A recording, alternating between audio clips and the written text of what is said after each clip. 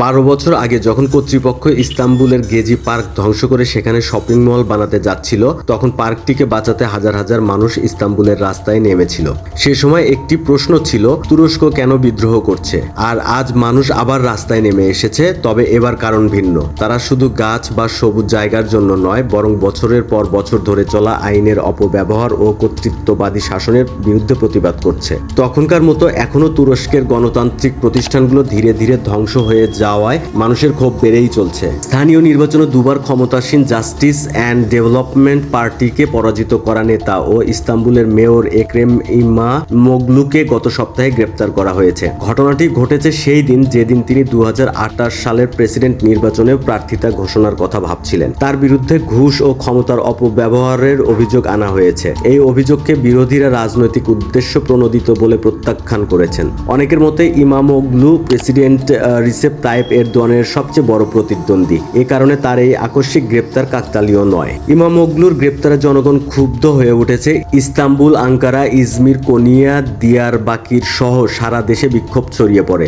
লাখো মানুষের জন্য এটি শুধু একজন ব্যক্তি বা একটি রায়ের বিরুদ্ধে আন্দোলন নয়, বরং এটি পুরো রাজনৈতিক ব্যবস্থার বৈধতা হারানোর বিরুদ্ধে ক্ষোভের বহিঃপ্রকাশ। এখন তুরস্ক জুড়ে একটাই প্রশ্ন ঘুরে বেড়াচ্ছে, কর্তৃত্ববাদী শাসনের পতন কি আর রোধ করা সম্ভব হবে? যারা 2013 সালে গেজি আন্দোলন দেখেছে, তাদের কাছে বর্তমান পরিস্থিতির চিত্র বেশ পরিচিত। রাস্তায় টিয়ার গ্যাস, শহরের কেন্দ্রে স্লোগান, আদালত ও বিশ্ববিদ্যালয় ঘিরে পুলিশ মোতায়েন, এগুলো আন্দোলনের সাধারণ দৃশ্য। তবে এবার আন্দোলনের কেন্দ্রে রয়েছে অর্থনীতি। 2013 সালে তুরস্ককে তখন একটি সম্ভাবনাময় উদীয়মান অর্থনীতি হিসেবে দেখা হতো। প্রবৃদ্ধি ভালো ছিল, মুদ্রাস্ফীতি 6% আশেপাশে ছিল এবং লিরার মান স্থিতিশীল ছিল। একিপি সরকার তখনও 2000 সালের গোড়ার দিকে আন্তর্জাতিক মুদ্রা তহবিল সমর্থিত সংস্কারের সুফল ভোগ করছিল এবং বিনিয়োগকারীদের আস্থা অর্জন করেছিল। কিন্তু সেই উজ্জ্বল চিত্র এখন ভেঙে পড়েছে। 2025 সালে তুরস্কের অর্থনৈতিক প্রবৃদ্ধি কমে গেছে আর মুদ্রাস্ফীতি এখন 2 অঙ্কের ঘরে রয়ে গেছে। যদিও কেন্দ্রীয় ব্যাংক সম্প্রতি প্রচলিত অর্থনৈতিক নীতিতে ফিরে এসেছে। বছরের পর বছর অর্থনৈতিক অব্যবস্থাপনার ফলে যে বৈদেশিক বিনিয়োগ হারিয়ে গিয়েছিল, তার কিছুটা গত বছর ফিরে আসতে শুরু করেছিল। কিন্তু ইমামোগলুর গ্রেপ্তারের পর বিনিয়োগকারীদের আস্থা আবার ধাক্কা খেয়েছে। লিরার মান ব্যাপকভাবে কমে গেছে আর তুরস্কের ঝুঁকি সূচক বেড়ে গেছে। 2013 সালের মতো চলমান বিক্ষোভের গভীর বার্তাটি স্পষ্ট। অর্থনৈতিক কর্মক্ষমতা এবং প্রাতিষ্ঠানিক স্থিতিশীলতা একে অপরের সাথে অঙ্গাঅঙ্গিভাবে জড়িত। আপনি যদি কেন্দ্রীয় ব্যাংক এবং অর্থ মন্ত্রণালয়ে দক্ষ প্রযুক্তিবিদ নিয়োগ করেন, তবুও যদি বিচার ব্যবস্থা রাজনৈতিকভাবে প্রভাবিত হয়, গণমাধ্যম স্তব্ধ করে দেওয়া হয় এবং শিক্ষা প্রতিষ্ঠানগুলো চাপে রাখা হয়, তাহলে শুধু এই দক্ষ লোকজন যথেষ্ট নয়। দেশি বিদেশি বিনিয়োগকারীরা রাজনৈতিক ঝুঁকিকে অর্থনৈতিক ঝুঁকি হিসেবে বিবেচনা করে, যা মূলধনের ব্যয় বাড়িয়ে দেয়। একটি গণতন্ত্র টিকিয়ে রাখার জন্য শুধু প্রতিদ্বন্দ্বিতাপূর্ণ নির্বাচন ও দক্ষ প্রযুক্তিবিদ যথেষ্ট নয়। টেকসই গণতন্ত্রের ভিত্তি হলো শক্তিশালী প্রতিষ্ঠান। যখন আইনের শাসন দুর্বল হয়ে যায়, ভিন্ন মত দমন করা হয় এবং বিশ্ববিদ্যালয় ও গণমাধ্যমের স্বাধীনতা হারায়, তখন অর্থনীতিও ধসে পড়ে। ইমামোগলুর কারাবাস হয়তো সেই শেষ ধাক্কা হতে পারে। এটি তুরস্কের মানুষকে আরো বেশি ভাবিয়ে তুলেছে। প্রতিষ্ঠানগুলোর স্থিতিশীলতা ও অর্থনৈতিক স্থিতিশীলতার মধ্যকার সম্পর্ক তারা এখন ভালোভাবেই বুঝতে পারছে। ইমামোগলু শুধু একজন জনপ্রিয় মেয়র নন, তিনি রাজনৈতিক বহুত্ববাদ ও গণতন্ত্রের সম্ভাবনার প্রতীক হয়ে উঠেছেন।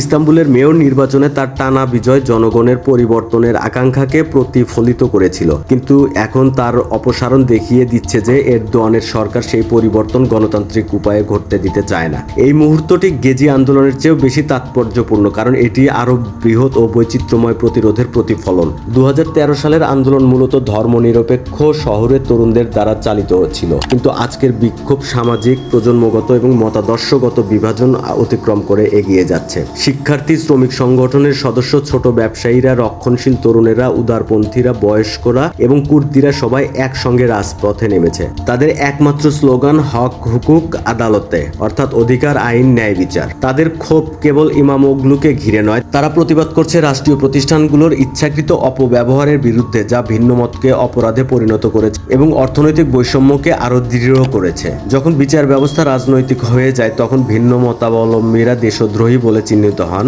আর যারা সরকারের অনুগত তারা সুবিধা ভোগ করেন। বিপরীতে স্বাধীন কণ্ঠস্বরগুলো শাস্তি পায় এবং সমাজের প্রান্তে ঠেলে দেওয়া হয়। কাঠামোগত সমস্যা অবহেলিতই থেকে যায়, কারণ সরকারি সম্পদ ইতিহাস নতুনভাবে লেখার কাজে এবং সরকারের অনুগতদের পুরস্কৃত করতে ব্যয় করা হয়। এটি শুধু তুরস্কের নাগরিকদের জন্য নয়, বরং দেশটির মিত্রদের জন্যও উদ্বেগের কারণ হওয়া উচিত, বিশেষ করে যুক্তরাষ্ট্রের। যুক্তরাষ্ট্রের জন্য।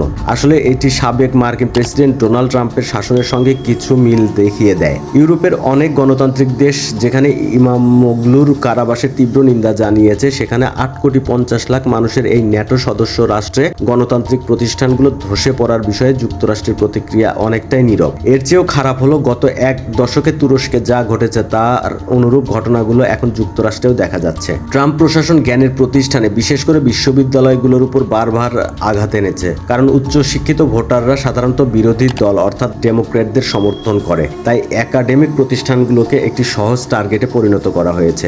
একাডেমিক স্বাধীনতার উপর আক্রমণ, বিজ্ঞানের অস্বীকৃতি এবং ষড়যন্ত্র তত্ত্ব প্রচারের যে ধারা তুরস্কে 2013 সাল থেকে চলে আসছে, সেটি যুক্তরাষ্ট্রেও দেখা যাচ্ছে। তুরস্ক এখনো সম্পূর্ণরূপে গণতন্ত্র হারায়নি, কিন্তু এটি ভয়ানকভাবে স্বৈরতন্ত্রের দিকে এগিয়ে যাচ্ছে। তারা প্রাতিষ্ঠানিক সংস্কারের পথে ফিরবে নাকি স্বৈরতন্ত্রের দিকে আরো গভীরভাবে এগোবে তা আগামী দিনের সিদ্ধান্তগুলোর উপর নির্ভর করছে। আন্তর্জাতিক সম্প্রদায়ের, বিশেষ করে যুক্তরাষ্ট্রের এই পরিস্থিতির দিকে মনোযোগ দেওয়া উচিত, শুধু তুরস্কের ভূ রাজনৈতিক গুরুত্বের কারণে নয়, বরং কারণ দেশটির রাস্তায় ছাত্রদের সঙ্গে নিরাপত্তা বাহিনীর যে লড়াই চলছে তা বিশ্বব্যাপী গণতন্ত্র ও তার শত্রুদের মধ্যকার সংগ্রামের প্রতিচ্ছবি। গণতন্ত্র খুব কম ক্ষেত্রেই এক মুহূর্তে ধ্বংস হয়, এটি একটি দীর্ঘ প্রক্রিয়ার মাধ্যমে নিঃশেষের পথে এগিয়ে যায়। রাজনৈতিক উদ্দেশ্যে মামলা, বিরোধীদের কারাবন্দী করা বা নির্বাচন থেকে অযোগ্য ঘোষণা করা, প্রতিবাদকে অপরাধ হিসেবে গণ্য করা, বিশ্ববিদ্যালয়গুলোর উপর নিয়ন্ত্রণ নেওয়া ইত্যাদির মধ্য দিয়ে গণতন্ত্র ধ্বংস করা হয়। তবে কবি ডিলান থমাসের কথা ধার করে বললে বলা যায়, তুরস্কের জনগণ দেখিয়ে দিচ্ছে তারা এত সহজে স্বৈরাচারের অন্ধকারে তলিয়ে যাবে না।